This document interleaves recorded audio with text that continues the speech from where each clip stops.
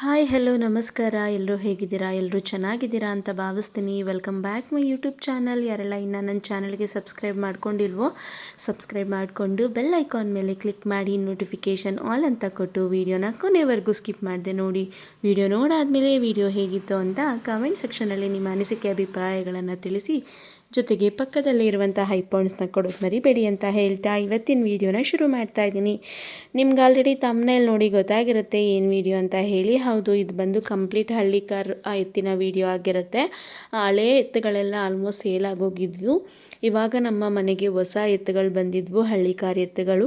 ಅದರ ರಿಲೇಟೆಡ್ ಆಗಿರೋ ವಿಡಿಯೋ ಇದಾಗಿರುತ್ತೆ. ಆ್ಯಂಡ್ ಇನ್ನೊಂದು ಸ್ಪೆಷಲ್ ಮಾತು ಹೇಳಬೇಕಿತ್ತು. ನನ್ನ ಚಾನಲ್ಗೆ 25,000 ಜನ ಸಬ್ಸ್ಕ್ರೈಬರ್ಸ್ ಆಗಿದ್ದೀರಾ. ಇದೆಲ್ಲ ನಿಮ್ಮ ಸಪೋರ್ಟಿಂದ ಮಾತ್ರ ಸಾಧ್ಯ.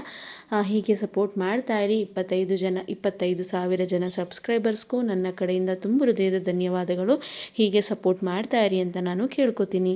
ನೀವಿವಾಗ ನೋಡ್ತಾ ಇರೋ ಎತ್ತುಗಳು ಬಂದು 4 ಹಲ್ಲಿನ ಎತ್ತುಗಳಾಗಿರ್ತವೆ. ಇದರಲ್ಲಿ ಒಂದು ಎತ್ತಿನ ಹೆಸರು ಭೀಷ್ಮ ಅಂತ ಹೇಳಿ ಹೊಸದಾಗಿ ಕೂಟ ಮಾಡಿರುವಂಥದ್ದು. ಇನ್ನೊಂದು ಎತ್ತಿಗೆ ದ್ರೋಣ ಅಂತ ಇಡೋಣ ಅಂತ ಅಂದ್ಕೊಂಡಿದ್ದೀವಿ.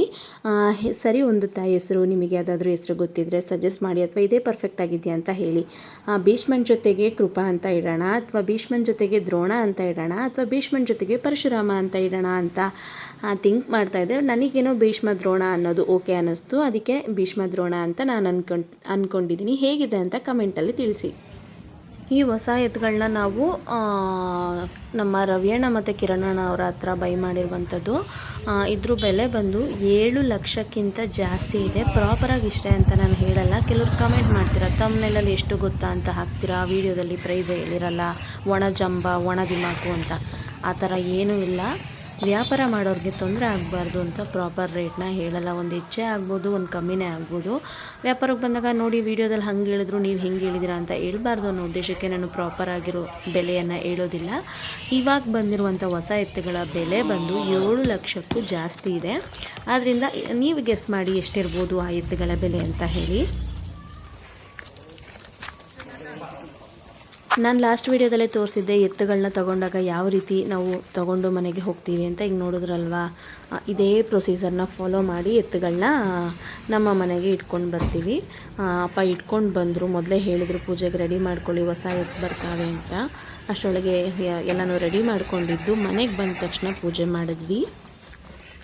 ಫೈನಲಿ ಮನೆಗೆ ಹೊಸ ಎತ್ತುಗಳು ಬಂದವು, ಪೂಜೆ ಮಾಡ್ತಾಯಿದ್ವಿ. ನನ್ನ ಮಕ್ಳಿಗೂ ಒಂಥರ ಖುಷಿ, ಹೊಸ ದನ ಬಂತು ಅಂದರೆ ಪೂಜೆ ಮಾಡೋಣ ಅಂತ ಖುಷಿ ಪಡ್ತಾರೆ. ಇವು ನಮ್ಮ ಮನೆಯಲ್ಲಿ ತುಂಬ ದಿನ ಇರುವಂಥ ಎತ್ತುಗಳು ಅಂತ ನಾನು ಅಂದ್ಕೊಂಡಿದ್ದೀನಿ. ನೋಡೋಣ ಏನಾಗುತ್ತೆ ಅಂತ ಹೇಳಿ.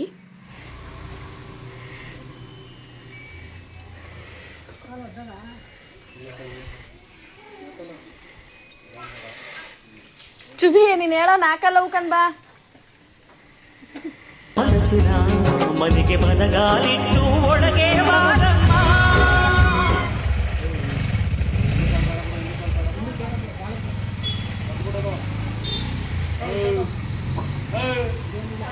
ಕೊಂಬೆಲ್ಲ ಪ್ಯಾಚ್ ಮಾಡಿಸ್ಬೇಕು. ಪ್ಯಾಚ್ ಮಾಡಿಸಿದ್ಮೇಲೆ ಒಂದು ವಿಡಿಯೋ ಮಾಡ್ತೀನಿ, ಸಖತ್ತಾಗಿ ಕಾಣಿಸುತ್ತೆ.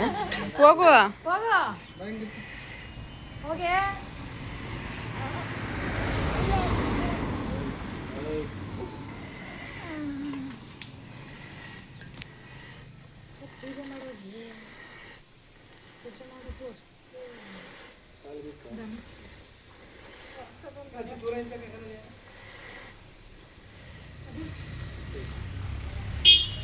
ನಮ್ಮ ಹಿಂದೂ ಧರ್ಮದಲ್ಲಿ ಹಸುನ ಗೋವುಗಳನ್ನ ದೇವರು ಅಂತ ಪೂಜಿಸ್ತೀವಿ. ನನ್ನ ಪಾಲ್ಗೆ ಒಂಥರ ನಿಜವಾಗ್ಲೂ ದೇವ್ರುಗಳೇ ಇವು. ನನ್ನ ಚಾನಲ್ ಇಷ್ಟು ಬೆಳೆಯೋದಕ್ಕೆ one of the main reason ಈ ಹಳ್ಳಿ ಕಾರ್ ಎತ್ತುಗಳು ಅಂತಲೇ ಹೇಳ್ಬೋದು.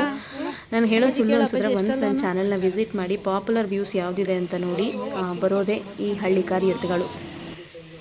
ಅಯ್ಯೋ ಇತ್ತಾಗ ಬರಲ್ಲ ದೂರಕ್ಕೆ.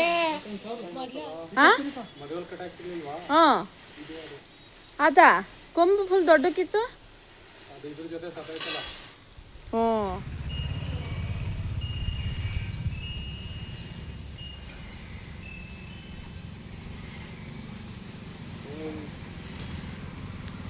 ಆ್ಯಂಡ್ ಇನ್ನೊಂದ್ಸಲಿ ನಮ್ಮ ಎತ್ತುಗಳಿಗೆ ಹೇಗಿವೆ, ಅದಕ್ಕೆ ಯಾವ ನೇಮ್ ಸೂಟ್ ಆಗುತ್ತೆ, ಭೀಷ್ಮನ ಜೊತೆಗೆ ಇನ್ನೊಂದು ಹೆಸರು ಯಾವ್ದು ಇಡ್ಬೋದು ಅಂತ ಕಮೆಂಟ್ ಸೆಕ್ಷನಲ್ಲಿ ತಿಳಿಸಿ.